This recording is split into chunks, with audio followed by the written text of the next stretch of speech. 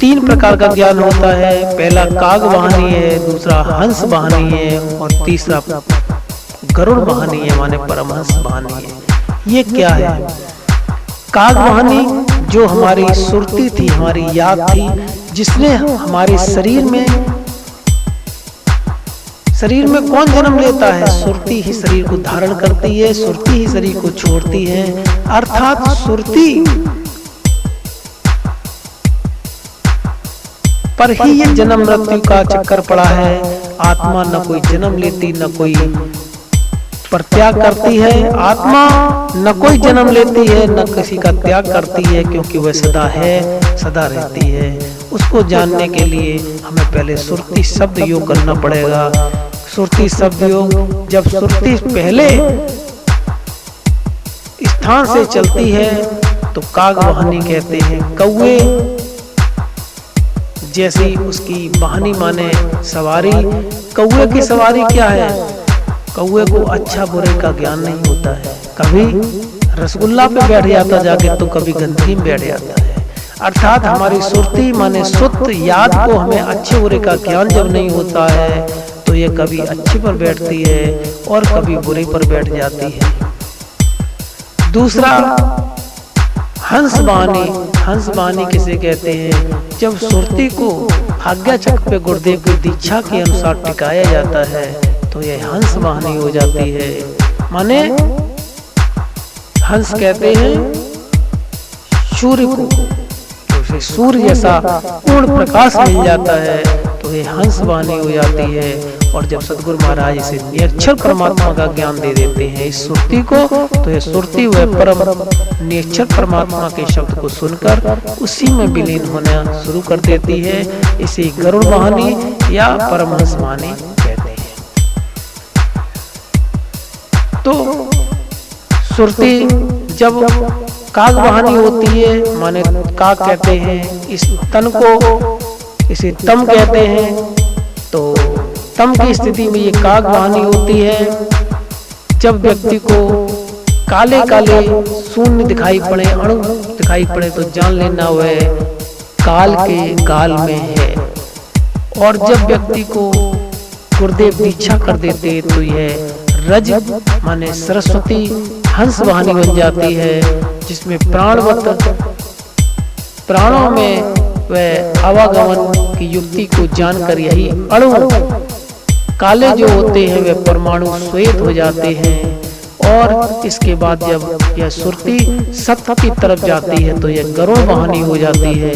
गरुड़ वाहनी में गरुड़ कहते हैं आकाश को। जब हमारी यह सुरती आकाश में जाने आने लगती है तो यह अति चमकीली विभु परमात्मा की तरह चमकने लगती है।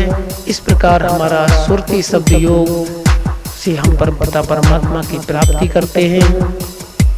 प्यारे मेरे परमहंस परमपिता परमात्मा का ज्ञान तीन प्रकार से प्राप्त हो सकता है। एक बड़ात्मक, दूसरा धनात्मक, तीसरा चुम्बकत्व। बड़ात्मक ज्ञान है जो हम वेद पुराणों पढ़ते हैं, जिन्हें वर्णों के द्वारा व्याख्यान किया गया है। दूसरा धनात्मक ज्ञान है जो सुरती से सुना जा सकता है, निरक्षर परमात्मा का। बड़ात्मक अक्षर से होता है और धनात्मक निरक्षर परमात्मा से प्राप्त होता है। धनात्मक माने ध्वनि, ध्वनि से भी हमें रास्ता प्राप्त होता है। जैसे एक नदी के इस पार कोई सवारी आई, वह कहती है भैया नाविक अब इधर ले आओ। कहता है नहीं, टाइम ओवर हो गया, हम नहीं आएंगे। अब हम तुम्हें रास्ता बता रहे, तुम ऐसे ऐसे चले आना।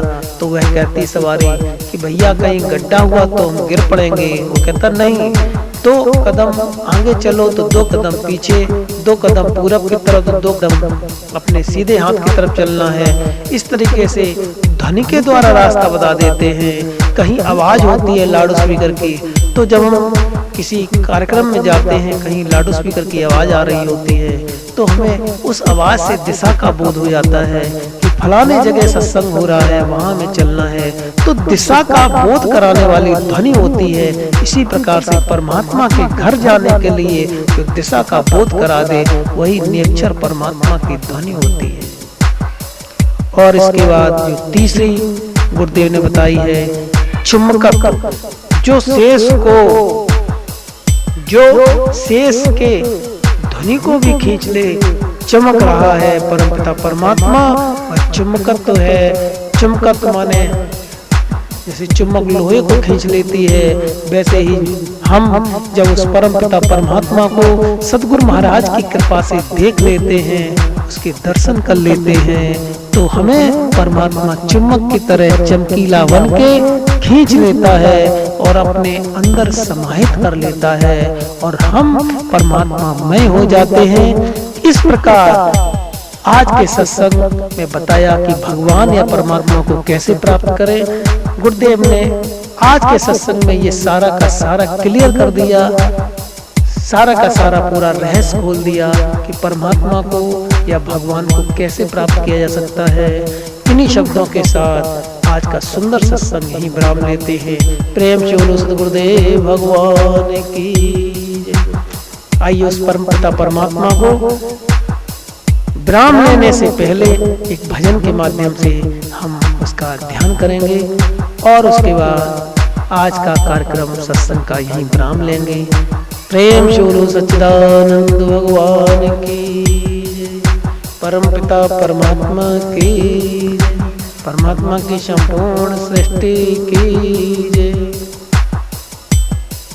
जिधर देखता हूँ उधर तू ही तू है, जिधर देखता हूँ उधर तू ही तू है, जिधर देखता हूँ उधर तू ही तू है, जिधर देखता हूँ उधर तू ही तू है, जिधर देखता हूँ उधर तू ही तू है, जिधर देखता हूँ उधर तू ही तू है, जिधर देखता हूँ उधर तू ही तू है।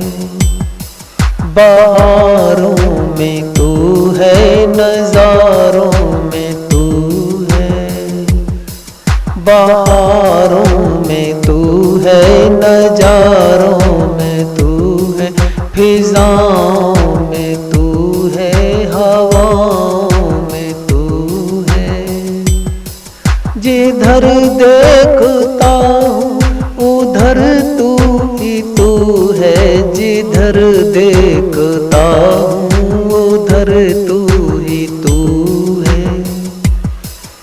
अखंड भी तू है, अभेद भी तू है, जिसका कोई खंड न कर सके वह मेरा परमात्मा अखंड है, जिसका कोई भेद न कर सके, बिना पर्दे वाला है, बिना दीवानों वाला है, वो अभेद है।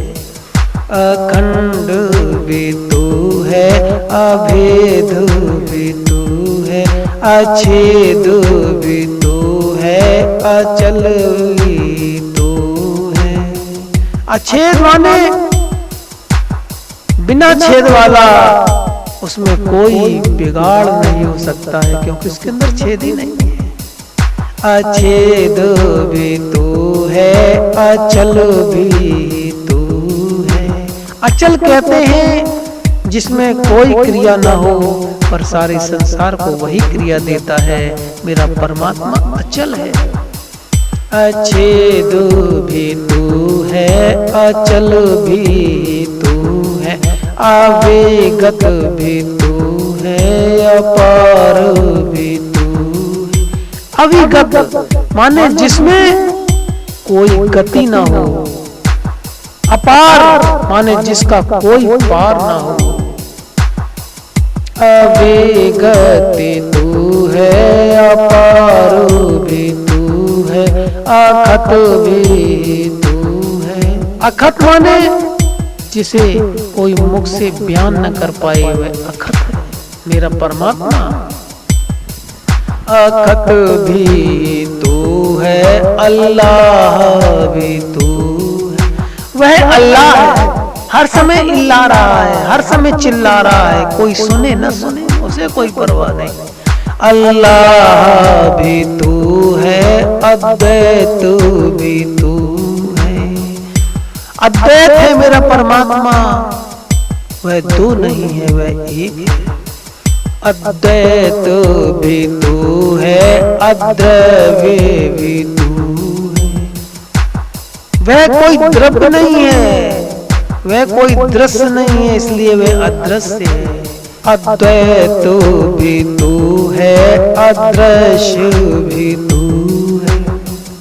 अदृश्य भी तू है, असीम भी तू है। मेरा परमात्मा असीम है, जिसकी कोई सीमा नहीं है। असीम भी तू है, अमूल्य भी तू है। जिसका कोई मूल्य नहीं है, वो अमूल्य है। उसे कोई मूल्य से खरीद ही नहीं सकता।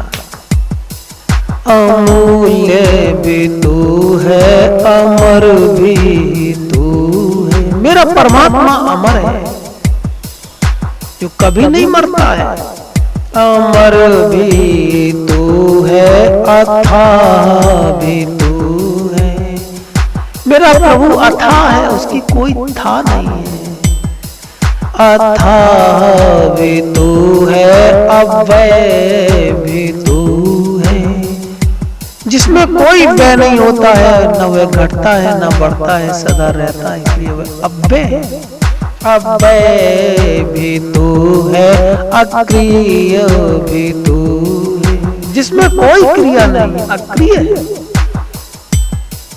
अदेह भी तू है, अगोचर भी तू है।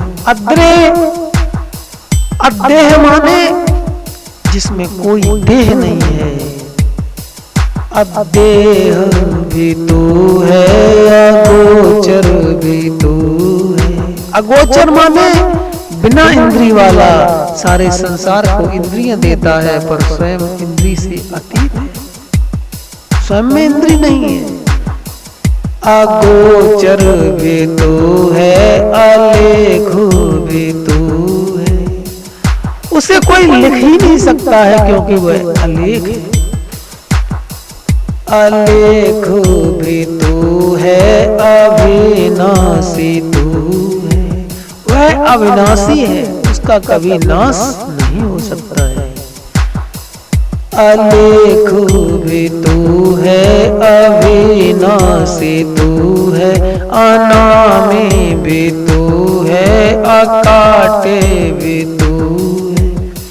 मेरा परमात्मा अनामी है, जिसका कोई नाम नहीं है, पर संसार के जितने नाम हैं सब उसी से बने हैं, पर वह नाम से अलग है, वह अनामी है। वह अकाट्य है, उसे कोई काट नहीं सकता है। अनामी भी तू है, अकाट्य भी तू है। अभय भी तू है। मेरा परमात्मा अभय है, जिसको किसी का भय नहीं है। यह सब परमात्मा जीवन माने जीव अवस्था से जब व्यक्ति ऊपर उठता है तो ईश्वर की अवस्था में आता है, यानी ईश्वर में आ जाता है। उसके बाद परमत्व होता है, माने परम पिता परमात्मा की अवस्था में आता है। ओहम सोहम गंग। ओम शरीर का आकार है, सोहम श्वास का आकार है, और गंग मेरे परम पिता परमात्मा का आकार है। गुरुदेव कहते हैं हर किसी में इत के बाद चित रखा है।